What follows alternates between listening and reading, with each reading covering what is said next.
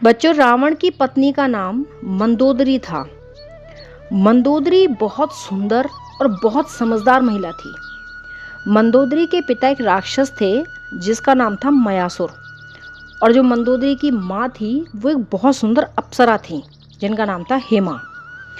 रावण जैसे घमंडी राक्षस की पत्नी होने के बावजूद भी मंदोदरी ने कभी अपने पति का साथ नहीं छोड़ा, लेकिन उसने कभी गलत काम में अपने पति का साथ भी नहीं दिया। वो हमेशा रावण को यही समझाती रही कि तुम गलत काम कर रहे हो, इसका परिणाम अच्छा नहीं होगा, लेकिन रावण उसकी बात मानता ही नहीं था। जब भगवान राम ने रावण को समझाने के लिए अंगद को रावण के पास भेजा तो कोई भी राक्षस अंगद के जमे हुए पैर को हिला भी नहीं पाया। तब मंदोदरी ने अपने पति रावण को समझाया कि भाई, एक बंदर आकर हमारे पुत्र अक्षय को मार गया, पूरी लंका को जला गया, दूसरे बंदर के पैर को हमारे इतने शक्तिशाली राक्षस हिला भी नहीं पाए।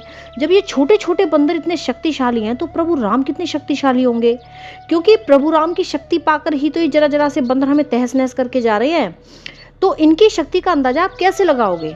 अरे, जब आप सीता जी का अपहरण करने पंचवटी गए थे तब प्रभु राम के छोटे भाई लक्ष्मण ने जमीन पर एक छोटी सी लाइन खींच दी थी, आप उसे ही पार नहीं कर पाए थे। तो आप ये शक्तिशाली प्रभु राम के सामने कैसे टिक पाओगे?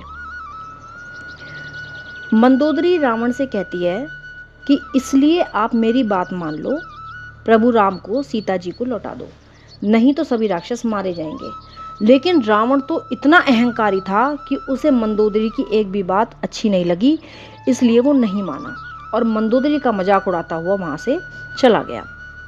तो बच्चों, यहाँ हमें भगवान राम से ये सीखने को मिलता है कि हमारा केवल अच्छा और सच्चा होना ही काफ़ी नहीं है, हमें हमेशा अच्छे काम तो करने ही हैं, लेकिन साथ ही हमारा मजबूत होना भी बहुत ज़रूरी है, शारीरिक रूप से मजबूत होना बहुत ज़रूरी है। कमज़ोर और बीमार आदमी अपने जीवन में कुछ नहीं कर पाता, अपनी शक्ति को आधे से भी कम कर देता है अगर कोई कमज़ोर और बीमार होता है तो। हमारे यहाँ कहते हैं कि वो वीर भोग्य वसुंधरा, मतलब इस धरती पर वीर लोग, मजबूत लोग ही राज कर सकते हैं। जैसे कहते हैं ना कि जिसकी लाठी उसकी भैंस, मतलब जब हम शक्तिशाली होते हैं तो फिर हमें किसी भी बुरे आदमी से डरने की जरूरत नहीं होती, बल्कि बुरे लोग ही शक्तिशाली आदमी से डरने लगते हैं। अब शक्तिशाली बनने के लिए हमें क्या करना होगा? इसके लिए हमें एक तो सबसे मस्ट है कि हमें अच्छा खाना खाना होगा, दूसरे रोज एक्सरसाइज करनी होगी। इन दोनों चीज़ों को किए बिना हम कभी मजबूत बन ही नहीं सकते। घर में बना हुआ हल्का और अच्छा खाना और एक्सरसाइज से ही हम स्वस्थ और शक्तिशाली बन सकते हैं।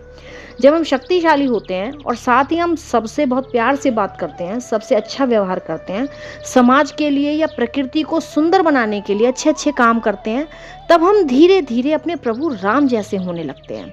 हमारा मन हमेशा खुश रहता है, हम किसी भी तरह की परेशानी से घबराते नहीं हैं और फिर हम हर परेशानी का डटकर मुकाबला करते हैं।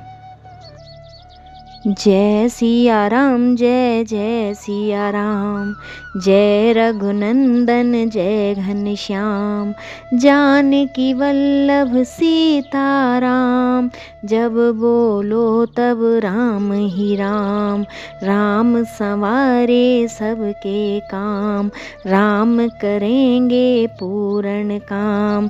जय सिया राम, जय जय सिया राम, जय सिया राम, जय जय हनुमान।